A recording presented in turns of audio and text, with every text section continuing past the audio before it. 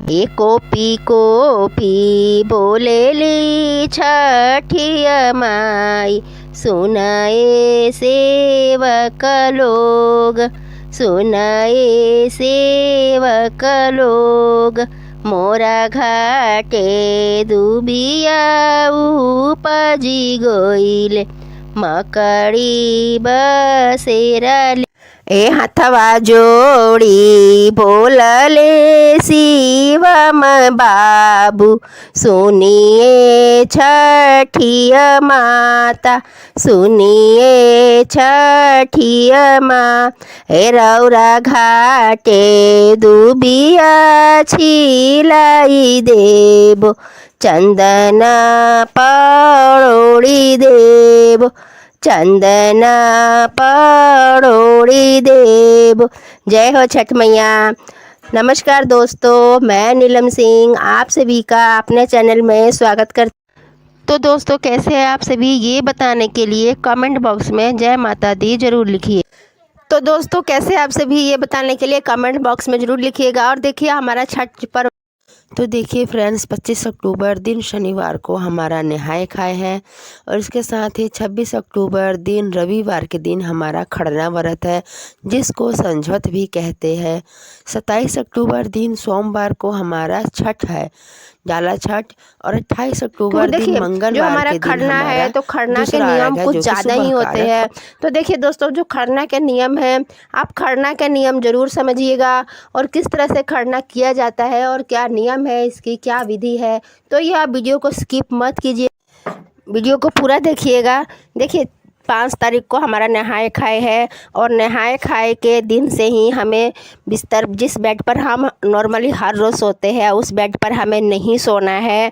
उस दिन, उसके पहले ही हमें अपना एक बिस्तर मतलब धो लेना है, धो करके सुखा करके, और अलग से चादर वगैरह या मोटा बिस्तर वगैरह जो भी होगा आपके पास में, उसको रख लेना है। आपको नीचे फर्श पर बिछा कर ही सोना है, ठीक है। मतलब ऊपर बेड पे नहीं सो सकते आप, ठीक है, क्योंकि आपका नहाए खाए से व्रत स्टार्ट हो जाता है। और दूसरी बात क्या है ना, अगर आप जैसे हमारे गांव में क्या है ना, हम लोग गांव में रहते हैं, तो गांव में हम चौकी होता है, मतलब चौकी का मतलब जो बड़े बड़े तख्त वगैरह होते हैं, तो उसको धो करके ना, मतलब उस पर बिस्तर लगा करके सो सकते हैं, ठीक है, वरना बेड पर नहीं सो सकते, ठीक है। और अगले दिन जो है वो खरना का दिन है, 6 तारीख को बुधवार दिन है। और देखिए खरना का जो दिन है ना, उस दिन भी आप कोशिश कीजिएगा कि जहाँ तक हो सके जो खरना का प्रसाद है वो आप मिट्टी के चूल्हे पर ही बनाइएगा। नहीं ये हो सकता है तो ईंट खड़ी कर लीजिए, और ईंट खड़ी करके चूल्हा बना करके उसी पर बनाइएगा, ठीक है। और देखिए जैसे कि आप सिटी वगैरह में रह रहे हैं, तो वहाँ पर ये नहीं मिल सकता है ईंट वगैरह खड़ा करने के लिए, चूल्हा बनाने के लिए, या मिट्टी का चूल्हा। तो आप क्या कीजिए ना, देखिए एक बार पैसा तो लग जाएगा, लेकिन हर व्रत के लिए सबसे आपके लिए अच्छा हो जाएगा कि एक छोटा सिलेंडर ले लीजिए आप, और एक छोटा चूल्हा लीजिए, ठीक है, एक, और उस पर आप प्रसाद बना लीजिएगा। जो सिटी वगैरह में रह रहे हैं ना उनके लिए, लेकिन जो गांव में है उनको तो आराम से ईंट वगैरह मिल जाएगा, और वो ईंटें खड़ी करके या मिट्टी का चूल्हा बना करके सुखा करके पहले से, तो उस पर वो बना सकते हैं, ठीक है। बस जिस चूल्हे पे हम हर रोज़ खाना बनाते हैं ना, नॉनवेज वगैरह या कुछ भी, उस चूल्हे पे हमें भूल कर भी प्रसाद नहीं बनाना है, ठीक है ना। और देखिए दूसरी बात क्या है कि अगर हम खरना का जो प्रसाद बना रहे हैं ना, जहाँ तक कोशिश कीजिएगा ना, वो पीतल के बर्तन में ही बनाइएगा आप, क्योंकि जो खरना, देखिए जो खरना का प्रसाद है ना, वो पीतल के बर्तन में ही बनाना शुभ होता है, ठीक है। तो हम लोग तो मतलब पीतल के बर्तन में ही बनाते हैं, पीतल का पतीला हो गया या तसला वगैरह हो गया, मतलब कुछ भी जो पीतल का है, तो हम लोग को यहाँ तो मतलब पतीला वगैरह होता है, तो उसी में हम लोग बना लेते हैं। तो देखिए अगर आपके पास हो सके, अगर मिल जाए आपको, तो आप पीतल के ही बर्तन लीजिएगा और उसी में खरना का प्रसाद बनाइएगा। तो गुड़ की खीर और रोटी बनाई जाती है, तो आप जो ये प्रसाद है ना उसी में ही बनाइएगा, ठीक है। और संध्या होने से पहले नहा करके, खरना के दिन सूरज ढलने से पहले नहा करके, और शुद्ध कपड़े पहन करके, और 1 लोटा जल सूरज भगवान को उस दिन ज़रूर छोड़ना चाहिए, ठीक है, क्योंकि उसी दिन से हमें सूरज भगवान को जल चढ़ाना शुरू कर देते हैं। तो संध्या मतलब सूरज ढलने से पहले हमें क्या करना है ना, नहा लेना है, और नहा करके 1 लोटा जल देना है सूरज भगवान को, ढलते हुए सूरज को। और फिर उसके बाद में हमें अपना खरना का प्रसाद बनाना है, ठीक है। और देखिए ये हम लोग तो गांव में रहते हैं, तो हम लोगों के यहाँ मतलब ये पीतल के बर्तन में प्रसाद बनता है।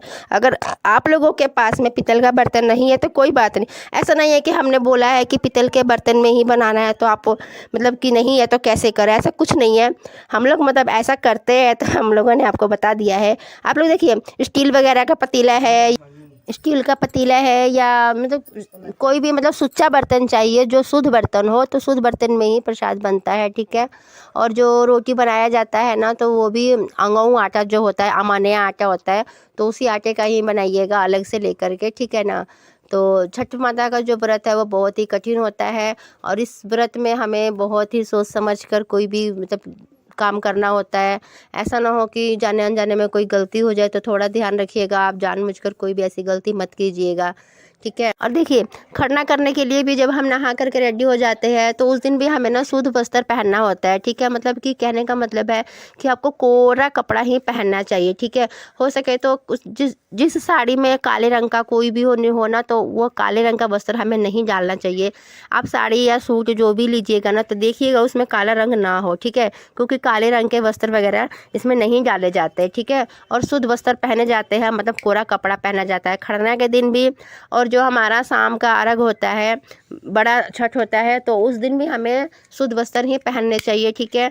और अगले दिन जो होता है हमारा सुबह का अर्घ होता है, तो उस दिन भी हमें शुद्ध कपड़े ही पहनने चाहिए। मतलब जो 3 दिन हम अर्घ देते हैं, 3 दिन का जो हमारा ये कठिन व्रत है, तो आप कोशिश कीजिएगा ना कि तीनों दिन आप शुद्ध कपड़े ही पहने। तो इसीलिए आप 2 साड़ी ले लीजिएगा, और 2 साड़ी पर हमारा तीनों दिन का काम हो जाता है, ठीक है ना। पर कपड़े लेते हुए ना इस बात का ध्यान रखिएगा आप कि उसमें काला रंग ना हो, ठीक है, क्योंकि काले रंग के कपड़े पहन करके अर्घ नहीं दिया जाता है सूर्य भगवान को।